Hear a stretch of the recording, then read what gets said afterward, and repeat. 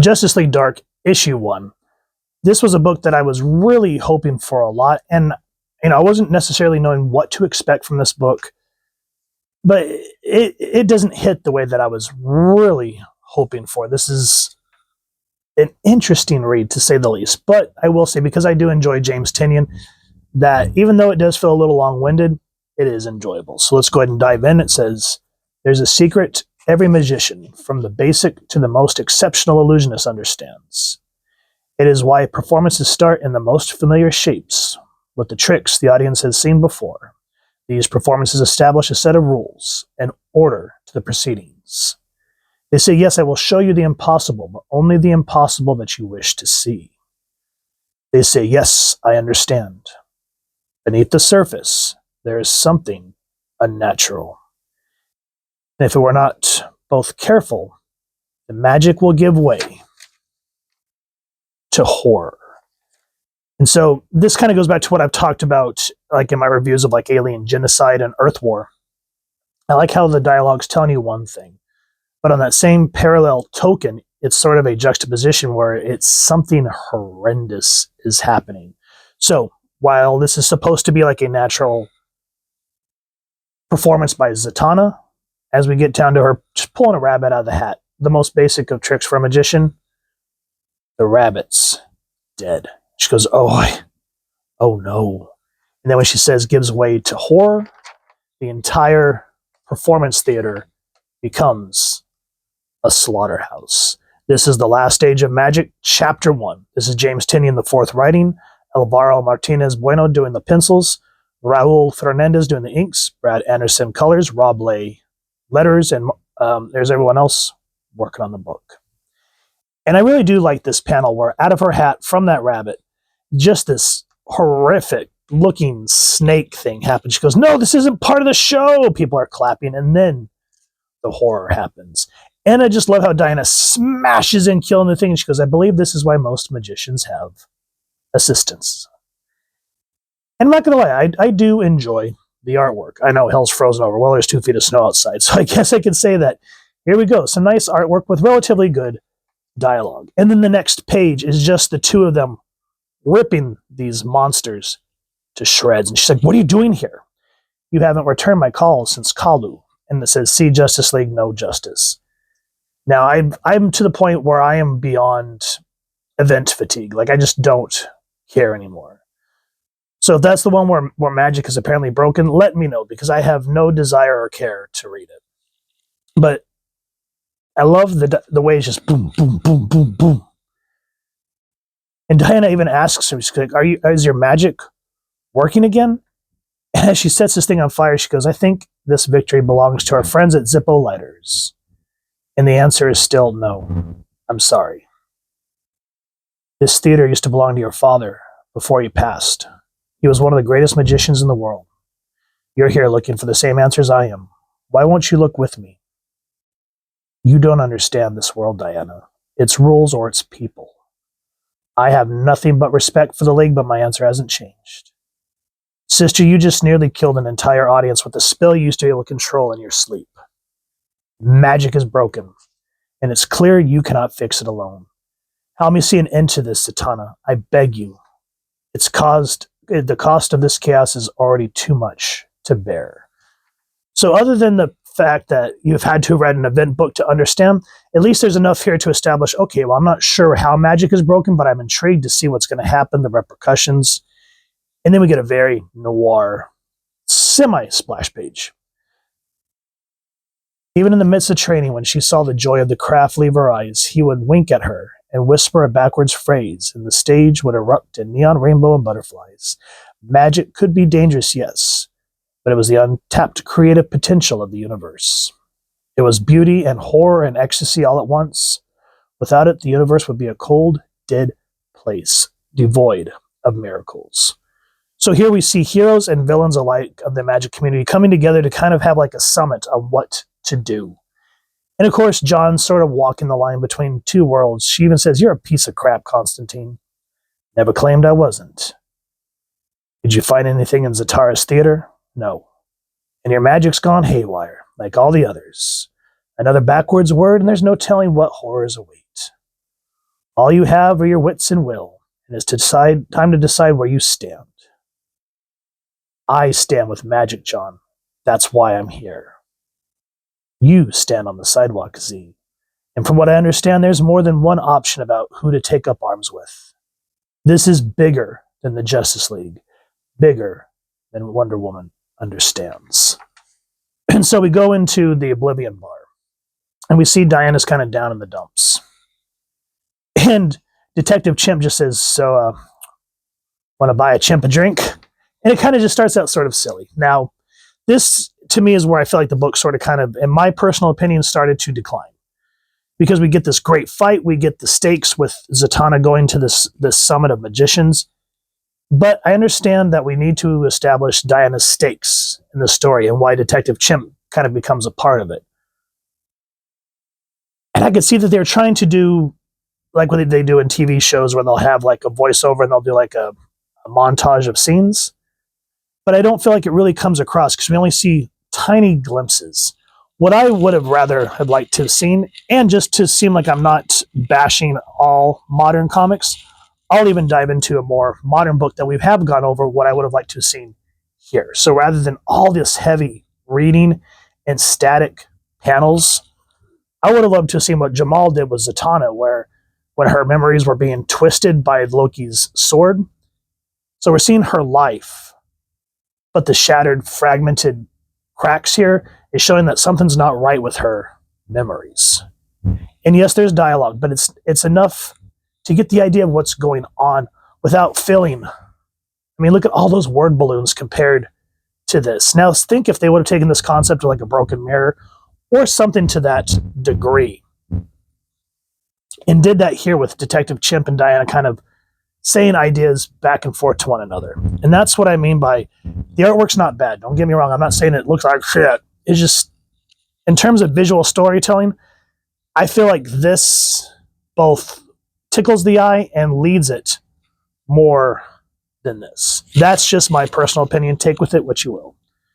I just don't understand it, Bobo. I really don't. I can't fathom why no one will help me.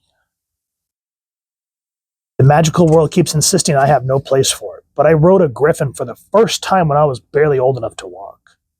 I come from Paradise Island, carved from a kind of magic. I know its power and its wonder. In the last 3 weeks, I've seen it magicians ripped open from the inside. It's a perversion of something that should be a powerful force of good in this world. I guess what I'm saying is it can be plenty messy. Another pint, please. Make that 2.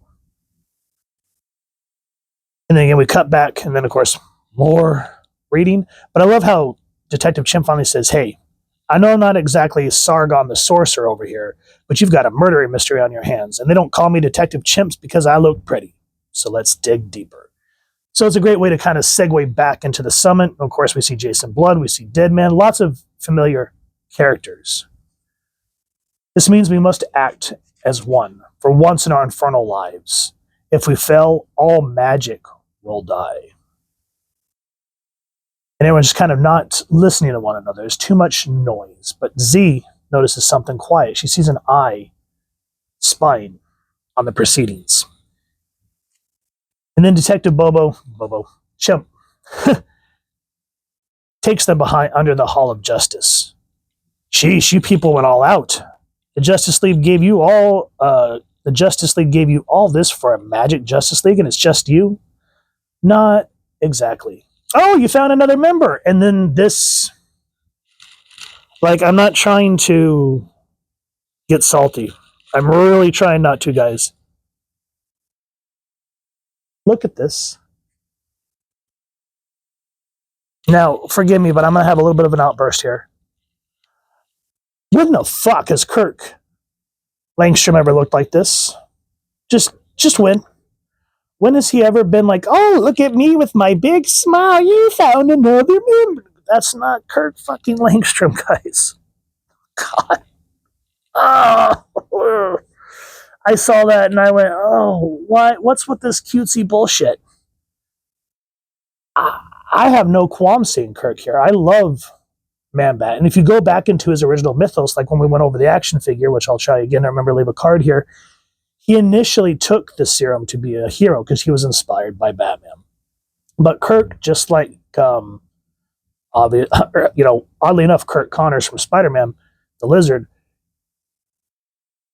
they're both tragic characters. Not, oh, look at me, I'm smiling and I'm cute with my widow bow tie. What the fuck? Okay. All right. Now, with that out of the way, breathe. Oh, his name is Bobo. Look at that. Bobo is just assisting at the moment, Kirk, just like you. I bet once you get a look at this place, you'll never want to leave. That's what happened to me. I set up my lab the second I saw the skeleton of the Drakeful Carfane. You know, I used to think it was a Kirk. Could you please take us to the cadavers? Again, Langstrom has never been giddy like this. He's always been a little reserved from all the books that I've read, because he's always trying to keep himself in check. So I don't know who's sitting around the writer's table saying, yeah, hey, let's make Kirk super cute and funny. I guess they needed a little bit of levity, but Kirk should not have been the option. I don't know who they could have put in this place, but definitely not him, because that's just not his character. But we finally get to see all the horrificness of what this magic is doing and what Diana has been alluding to. Now, Z, finally, we cut back. This is a good another segue into what Z was seeing during that summit of something spying, and she goes, really? Really? Magic's dying, and the great and powerful guardian of all the life on Earth, this Swamp Thing's happy to just eavesdrop from the back of the room? It was not a conversation I wished to be a part of, Zatanna.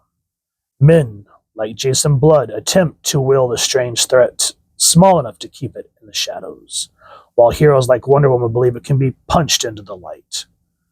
I'm not certain either party is correct. It's hard to imagine something so beautiful could be causing so much damage. It is not the cause. It is only the bridge. You can speak to it, the tree? And then she sees a vision of her father. And he's kind of given her sort of like, the what is it? The master giving the apprentice sage wisdom, essentially. He goes, this is what I trained you for, Zatanna. Ever since you were a child, this was the end I always feared would come.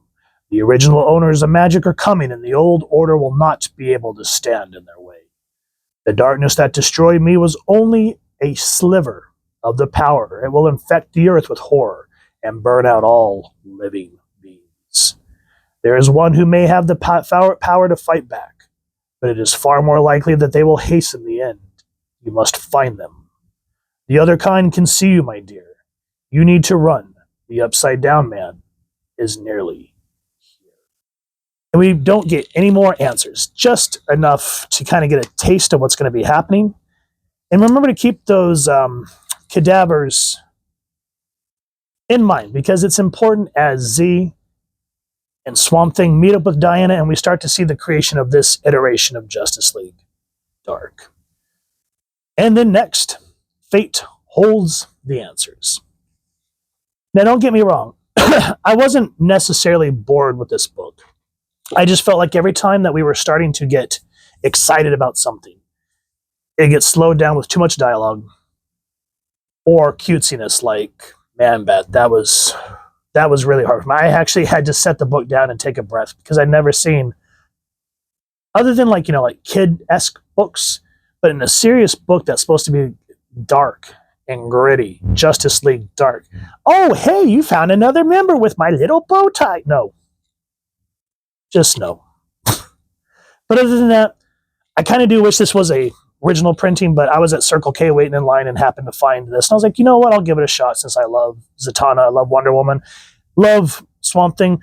I have a love-hate relationship with Bobo, just because. Anyway, with all that said, saltiness aside, I appreciate you guys sticking around. If you've enjoyed what you've seen, please first and foremost support your local comic shop or wherever you get your action figures and comics, and grab this book and let us know what you think. And if you've enjoyed this review, really appreciate it. Take a moment to like, share, and subscribe. Helps the channel more than you could possibly know. And if you don't mind hitting that fancy little Zatara bell. Next, subscribe. That was Rinky Typical content. You guys get notified. Come to the channel, and I love talking with you on hearing your thoughts and feedback down in the comments or the socials, which I'll make sure that the links down in the description. So with all that said, hope you all continue to have an absolutely amazing day reading, and happy hunting, everyone.